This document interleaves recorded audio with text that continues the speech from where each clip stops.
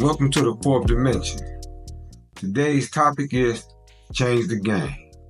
And what does change the game mean? It means to do something new and something phenomenal. Now, most of the time, black people, we talk about the issues, we regurgitate it over and over and over again. We understand the problem, but we never talk about real solutions. We give band-aids to issues instead of fixing the sore. So today, I want to talk about real issues with real solutions. Mainly, I want to speak about incarceration.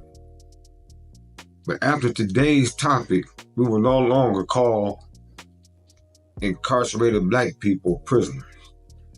Because in order to fix any problem, you first have to properly identify what the issue is. And unfortunately, our black leaders and our priests and other individuals of leadership have misled our people, maybe not intentionally, but maybe due to the fact they don't think that we are able to handle the truth. Well, unfortunately, I spent 15 years in prison.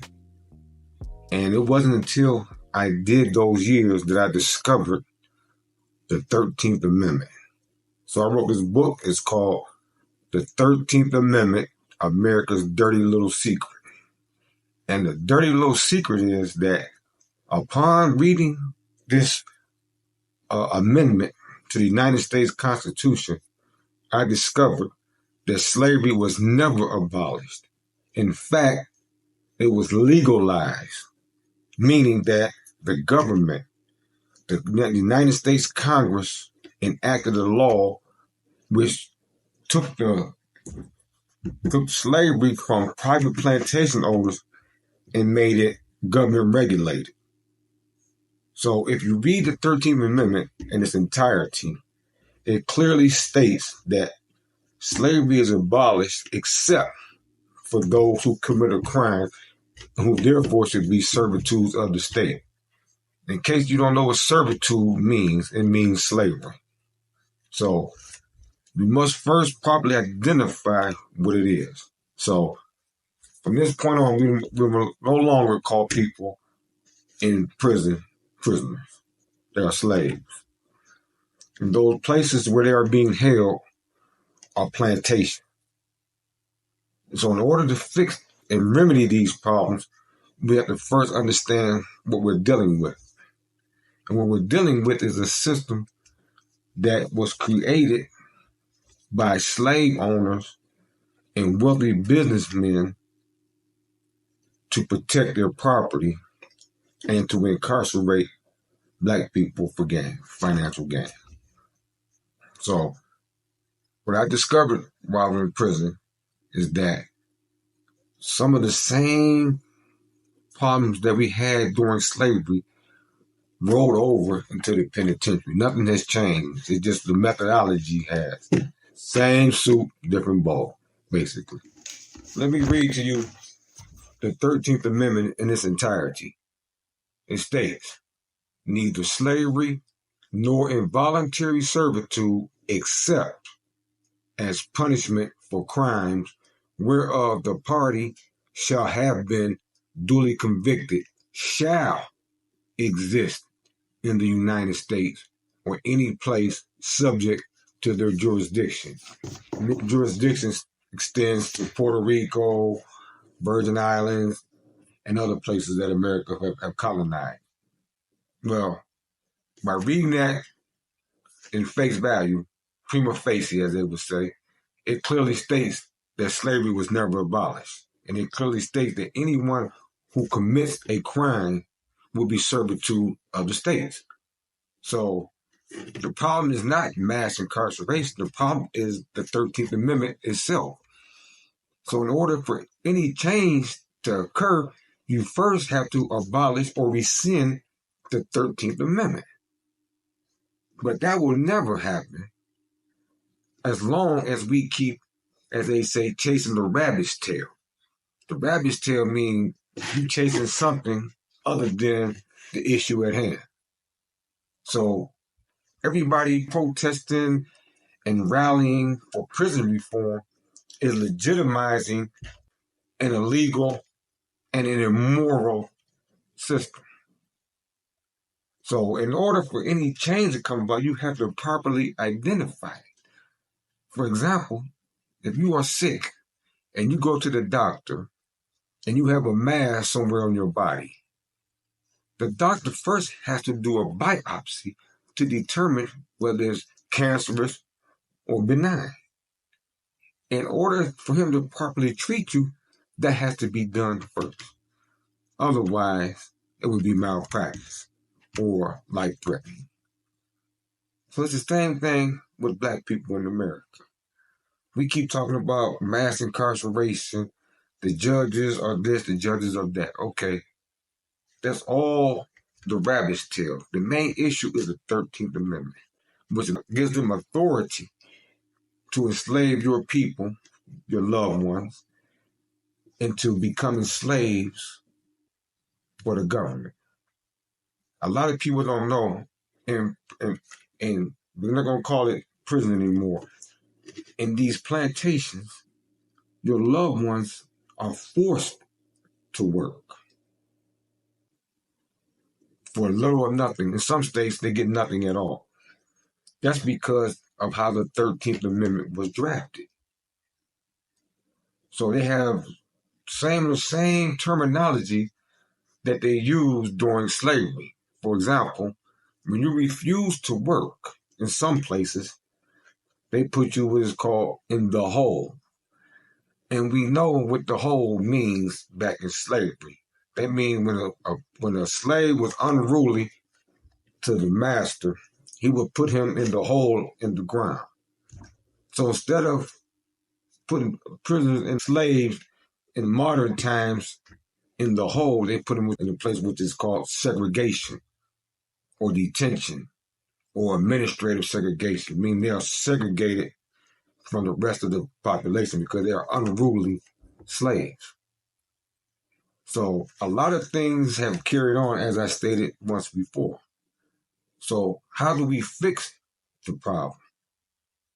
The first problem is we have to teach our children, our brothers, our sisters, our mothers, and everyone else about the rules of engagement.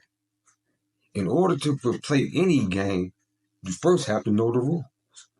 And unfortunately, America is playing a diabolical game. But the most important thing that you need to know is that you have total control over what happens to you. And I'm here to teach you how to navigate and circumvent the pitfalls that are before you. And the first thing you have to do is know the law, the Constitution, what right you have and what right you don't have. And unfortunately, as a black person, you have no constitutional rights. I know you're probably looking at me like, what do you mean? Let me take you back, give you a history lesson. When the Constitution was written by the so-called founding fathers, black people were considered slaves and property back then. And you belong to no political affiliation, so you are not considered a citizen. Yeah, you're not considered a citizen.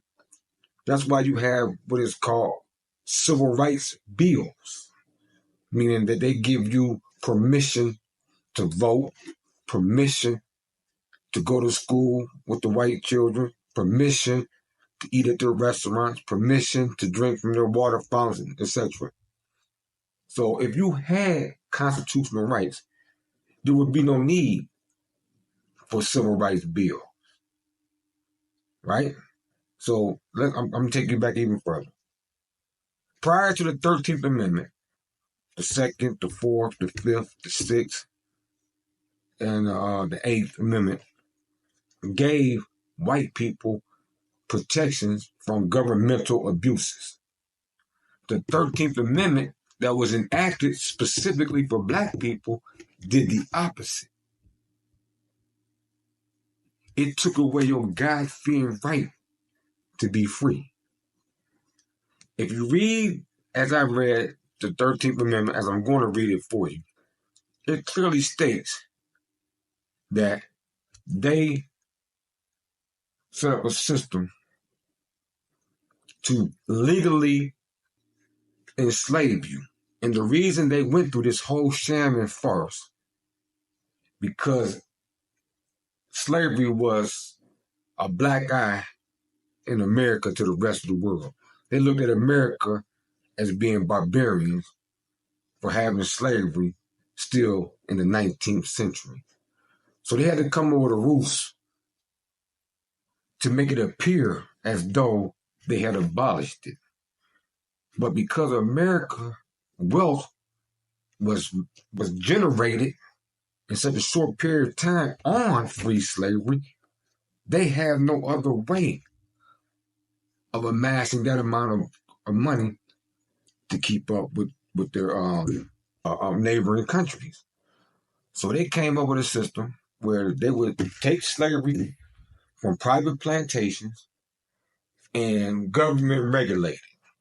Then they came up with a system saying before they would incarcerate black people, they came up with the system with an amendment called the 14th Amendment, meaning that certain procedures had to be followed before they could enslave you. But during the process, all of these so-called procedural rules are violated habitually. And we'll get into that a little later, but we have to first understand that what you're dealing with is a diabolical, sinister, evil system. And the reason I know this is because I was a slave for 15 years. I just got out a few months ago, and it is my passion to share what I know with the rest of the world. And I have real solutions for a problem that if we don't get ahead of, we will be back. When I say back, everybody will be back in slavery. Not just our loved ones behind those gates on the other side of the world, as I call it. And what I come up with is this book to teach you and show you how they are incarcerating or enslaving your people with trickery. And it's easy. A lot of people think, well, how can we fight a system that's corrupt? Well, the main problem is yourself, because you don't know the rules of engagement. You're playing like any game you play, Monopoly, spades, tongue, poker, whatever. You first have to know the rules of the game. And the first rule that you need to know about America is that you don't have no constitutional rights. You think because a white person has these rights that you have similar rights. No, you don't have those same rights. Prior to prison and prior to the 13th Amendment, they did not call white prisoners slaves. The 13th Amendment clearly calls black people slaves.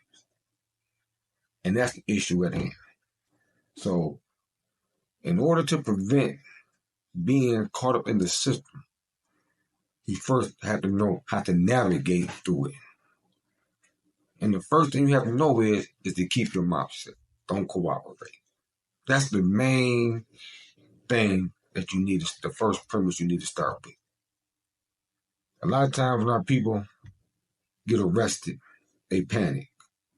They're trying to figure out what's going on, and they're trying to talk themselves out of something. They're really talking themselves into a bad situation.